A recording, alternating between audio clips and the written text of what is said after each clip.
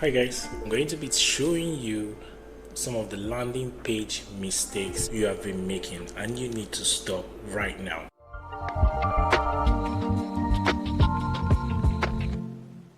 I'm going to show you an example of a very good landing page. Try and make sure that you avoid weak headline. So you see this is clearly stated, launch a new career in as little as 60 days. You have a CTA here that shows learn more and join for free. So another thing is just trying to show what the product is, kind of a product overview of what this landing page is trying to sell to its audience. Another thing you're going to see here is top 50 collaborators.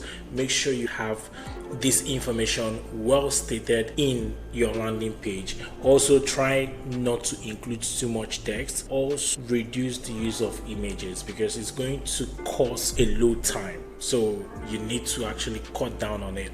Make sure that you are specific and more direct so that when people comes to the landing page, they get the information they're actually looking out for. So you see this one, you said learn design skills when and where you like. We highlighted some of the courses and everything you need to learn about designs, right? So here is experience the best online learning platform. We're highlighting all the courses they are doing. This is actually going to be scrolling left and right, so it's just to kind of catch your attention. You need to be very creative when creating some of these landing pages. Another thing you need to also do is avoid weak CTAs. As you mean, you just have this as a hyperlink of some important thing they need to click. They might actually miss out on what you want them to click on. You need to actually design it the way it's going to be very specific and direct. So look at this one, collaborate with teams anytime, anywhere. We're just trying to tell you some of the importance of what you can actually do with these products you are creating the landing page for ease. So now we say our promise, real-time accessibility, scalability, individualized student profile. So it is just about online learning. I made sure to highlight all the importance. I made sure to put all the CTAs in the proper positions. I made sure to arrange the visual hierarchy. I made sure to state the headlines very well. You read this, definitely going to catch your attention. The CTA view the curriculum. So when you view this curriculum, there is high chances that, oh, this person is actually looking out for all the curriculums that this particular course contain. Right, so I'm going to go down again. Make sure you have a very good mobile experience for all the landing pages. I'm going to show you the mobile version of this particular landing page that I designed. Also, make sure that you don't have too many distractions to overwhelm you. Make sure you add social proof. So this is an example of the social proof that we have, what our students are saying, engage, and practical learning. Now the final step is join us. So we're just trying to convert. The more people sign up, the more your chances of converting them to buy a course or join this school. So here, seamless integrations with other tools. We're also trying to highlight some of these other tools that you can see in the market, already popular, so you can actually use it to buy in to people believing in this particular product. So these are some of the things you need to consider when designing a landing page.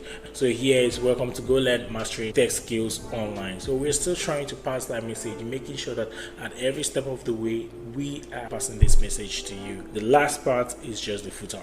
So it's very short and very direct, straight to the point of what we are trying to sell. So now you can see the login and join for free. Then this is the mobile version of whatever you've seen here. Whatever you are seeing on the desktop, right, going to have different layouts, not going to be different, just going to have different layouts on mobile device. So down to this very point, you see the collaborators, you see how it was laid out. It kind of compressed a bit. Then this one, you see how it was. Now it's now stacking vertically, but here is horizontal, right? So same thing with this one. This still remains the same. Now this is the landing page 2 that I created. Gain access to 600k students. Now we are creating a different landing page for the professionals that are going to teach, and we've already created a landing page for the students that are going to be taught. This is just how I structured the landing page. So you see here, we're still going straight to the information that we want to pass to the users, our top tools that makes teaching fun. Now make sure to address the importance of whatever product you're trying to sell at the first page, people see, the first page the audience are going to see, the first page the users are going to see, make sure you highlight the importance of that product on that first page. The next thing we're going to do is try testing optimization. Please make sure you test your landing page. Make sure your users actually understand the information. Now, the next thing, don't ask for too much information. Don't tell them to do this and do that, invite this, invite these people, you get 20% discount. No, try and avoid it on the landing page. There's way to upsell when you're designing products, but when you need to upsell, not on the landing page. Most cases on the landing page, what you're trying to do is to introduce a product. The way you actually designed it, you should be mindful of how you design it. Make sure you pay attention to your visual hierarchy. Make sure you pay attention to how you organize your icons. Make sure you pay attention on how you organize your text. You need to state the title. You need to state the subtext.